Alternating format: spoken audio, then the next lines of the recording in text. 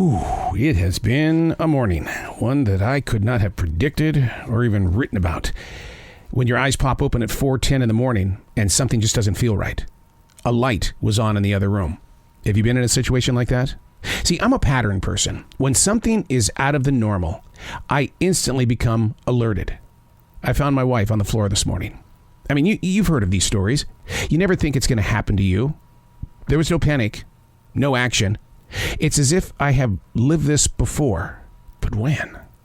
The situation was fully under control. The vital signs were taken, notes were written. I needed answers for future questions. So I alerted my sister just to make sure that she was part of the circle. And we were in constant communications.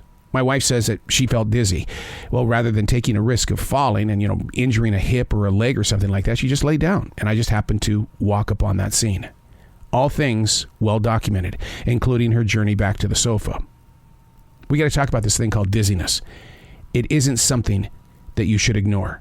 Who, what, where, why, when, and how deserves to be answered. And it starts with a writing instrument. You've got to take the guessing out of your reality.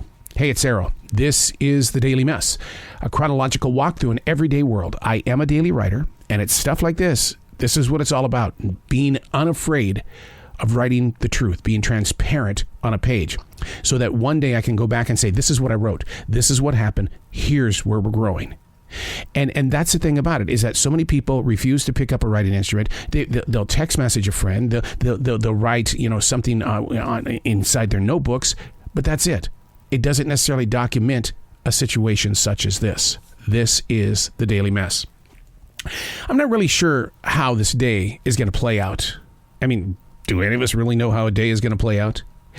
I had a really tough time yesterday, not in sync with the way things are playing at that essential job. Yeah, jobs are getting back to being jobs again. They're treating their employees like the way they used to do. I guess they're back to the new normal. They're trying to get back to that new normal by rearranging the late night hours, staying open longer, which I'm not finding that to be a very peaceful walk. It's poisoning me, and it did so all day yesterday. And then I received a message from Mr. Joe Lindsley in Ukraine. He's traveling through the war-torn nation. He's a journalist. But I know him as Joe from across the street. That little kid who grew up and went to Fox News and found himself during COVID-19 trapped in Ukraine. And then when the war broke out, in his heart he said, I'm supposed to be here. So I was thinking about Joe Lindsley yesterday. During my day of, oh, poor, pitiful me, they want me to work one more extra hour. See, Joe speaks of his late nights when we talk. The sounds of the distant explosions and the visible presence of burned out buildings and wide open land. And I'm complaining about staying out there a little bit longer at my essential job. That's just not fair. It's not fair. I have nothing really to complain about. We are such a selfish generation. So many little things invade our emotional space, and then we bump into a moment of reality by being introduced to a deeper darkness. Joe Lindsley in Ukraine. Yet those that are living it aren't letting it infect their walk and way. I do a podcast.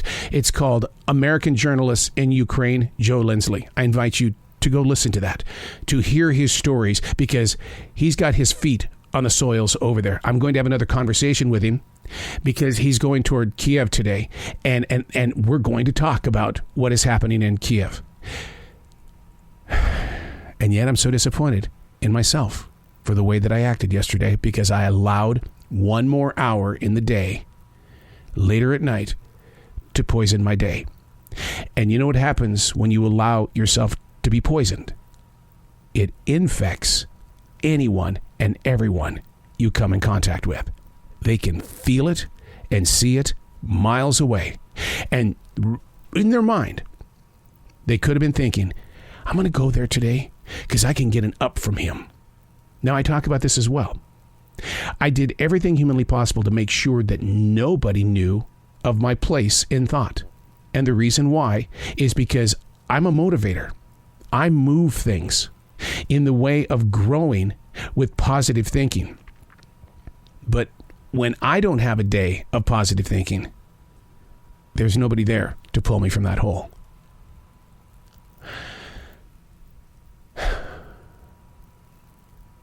Joe Lindsley, the American journalist in Ukraine. So many thousands of miles away, and he's the one that pulled me out. I'm Arrow, and that's the Daily Mess.